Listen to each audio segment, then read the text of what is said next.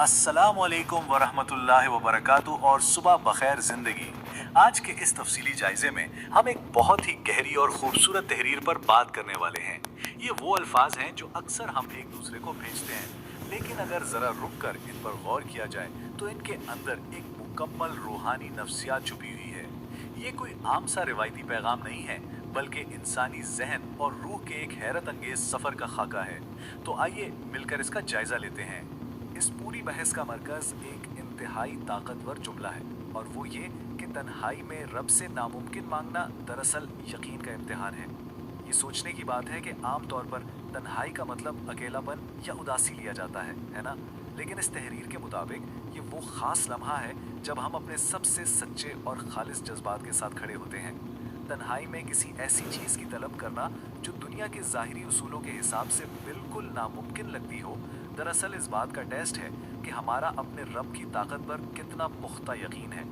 यहीं से रूहानियत के असल सफ़र का आगाज़ होता है। अब ज़रा इस अंदरूनी कशमकश की तरफ आते हैं, यानी हमारी इंसानी मंतिक और रूहानी यकीन के दरमियान का मुकाबला। ये वो लम्हा है जब दिल कहता है हो नहीं सकता, लेकिन ईमान कहता है अल्लाह कहे तो हो जाएगा।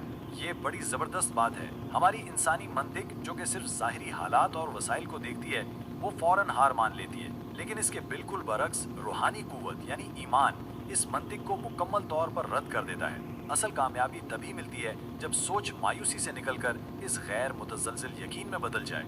ये सिर्फ एक जज्बाती कैफियत नहीं है, बल्कि एक मुकम्मल नफ्सियाती तब्दीली का नाम है। तो फिर इस नामुमकिन को मुमकिन बनाने के लिए क्या करना चाहिए?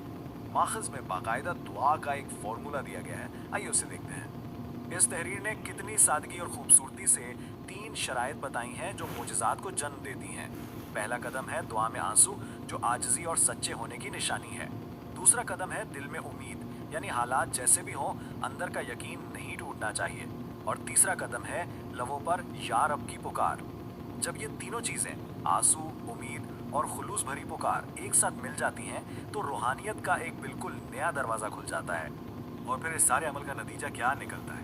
नतीजा यह है कि फिर देखो, जो किसी के बस में नहीं वो भी तेरे हक में आसान हो जाता है। जब हम अपनी बेबसी का खुले दिल से एतराफ़ करके सच्चे दिल से खालिक की तरफ मुड़ते हैं तो एक ऐसा निज़ाम हरकत में आता है जो हमारी महदूद अकल से बहुत ऊपर है।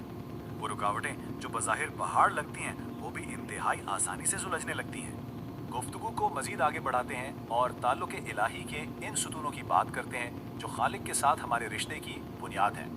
यकीन जानिए ये सबसे खूबसूरत रिश्ता और ताल्लुक़ रब्बुल आलमीन के साथ है। ज़रा उन खूबियों पर गौर करें। पहली चीज़ है भरोसा, जिस पर भरोसा कभी हारने नहीं देता।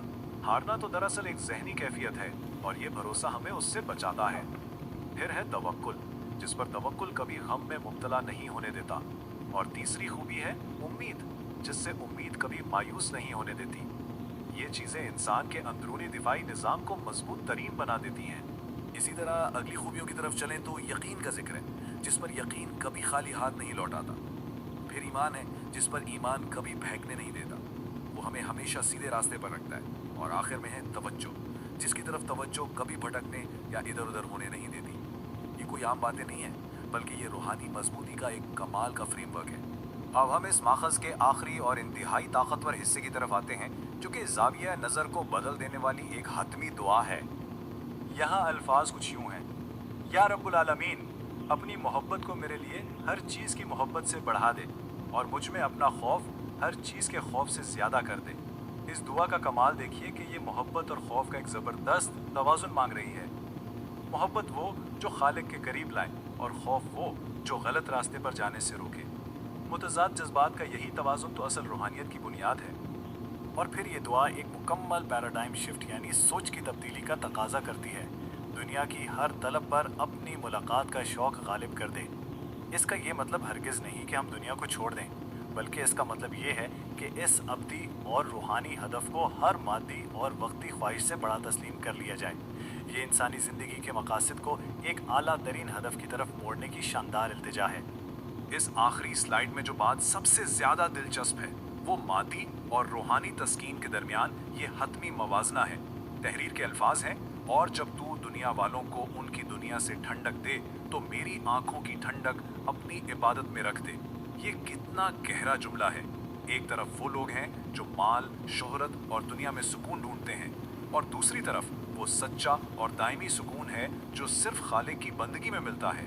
असल खुशी इन्हीं अंदरूनी कैफियतों में छिपी है, और इसी पर दुआ ख़त्म होती है, आमीन सुम्मा आमीन। तो इस सारे जायजे के बाद हम इस अहम तरीन सवाल पर आकर रुकते हैं, तन्हाई की खामोशी में अपने ईमान को आजमाना किस तरह इंसान के नामुमकिन को समझने के ज़ाविये को मुकम्मल तौर पर बदल देता है।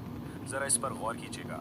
जब हम इस पूरे रूहानी अमल से गुजरते हैं, कश्मकश से लेकर उम्मीद, यकीन और फिर खालिस दुआ तक, तो वाकई हर नामुमकिन चीज़ मुमकिन नज़र आने लगती है।